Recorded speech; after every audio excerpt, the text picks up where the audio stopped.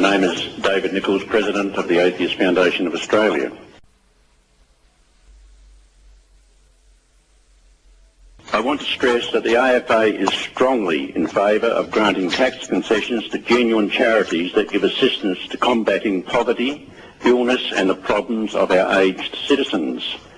We also endorse taxation support for educational institutions for their secular pursuits and taxation benefits for other purposes beneficial to the community as long as they are clearly defined and secular. The 1982 High Court decision in the Dobbs case, Defence of Government Schools, concluded that the advancement of religion was permissible, not compulsory, under the Australian Constitution. One of the prerequisites for charitable status is the advancement of religion. That is not just permissible, that is compulsory.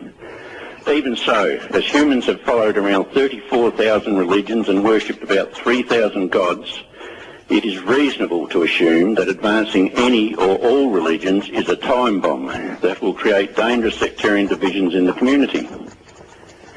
A study by Gregory S. Paul titled Cross-National Correlations of Quantifiable Societal Health of Popular Religiosity and Secularism in the Prosperous Democracies leaves little doubt that religion is a divisive force in societies and politics. But that isn't the worst part. The study indicates that the greater religiosity in a society, the greater dysfunction, the indices being violence, rape, murder, etc. It follows, therefore, that the AFA does not support the notion that the advancement of religion is a charitable exercise, especially as the convention originates from the 400-year-old preamble to the Statute of Elizabeth in the year 1601, which equates all religious activity with charity. A charity is a non-profit-making organisation. Most organised religions today are large corporations with vast reserves and holdings in equities ranging from stock market shares to real estate to manufacturing.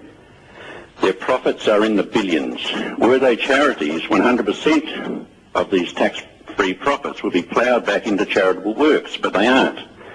They are for the most part used to increase assets and simultaneously their influence. When the profits of the Anglican stock market portfolio were reduced last year, they curtailed their charitable work, despite the profits made in their considerable rental and other commercial enterprises. The AFA demands that only the charitable arms of religions receive tax relief, but only if, like all secular charities, their books are open to inspection and auditing. They do not restrict their charity to their own adherents, and they abide by every provision of the United Nations Charter of Human Rights. To this end, the purely commercial activities of religions must be treated as separate entities and pay their fair share of tax, thus relieving the burden on honest taxpayers. The facts are damning. The estimated untaxed income of religions in 2009 was $30 billion. That is $30 billion. Australian taxpayers have to make up that shortfall. It does not take a rocket scientist to see this is unethical and unacceptable. If this figure of $30 billion of untaxed income was firmly implanted in the public mind, with it being common knowledge that the number of regular churchgoers is only about 7% of the population, there would be an understandable majority outcry of some magnitude.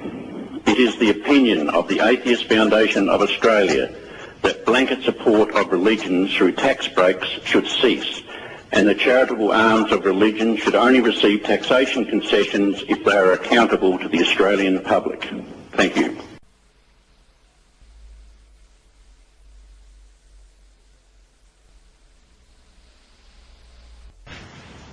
Do you have any... it seems to me that the Atheist Foundation have basically said that religions have to be accountable, and that's a fair enough proposition. But there seems to be a bit of intolerance towards religion, and it's clear that the High Court has accepted that people are entitled to make a choice to practice a religion. What's your view on that? Well, I don't think intolerance is the correct word. I think religion should be treated as every other entity that hand out for benefits. What is intolerant about that? Oh, no, I'm talking about tolerating people deciding that they believe there's a spiritual focus and that they want to practice a religion.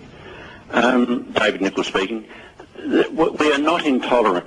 It's people who want to can believe anything they like. People can believe there are fairies at the bottom of the garden. We do not mind.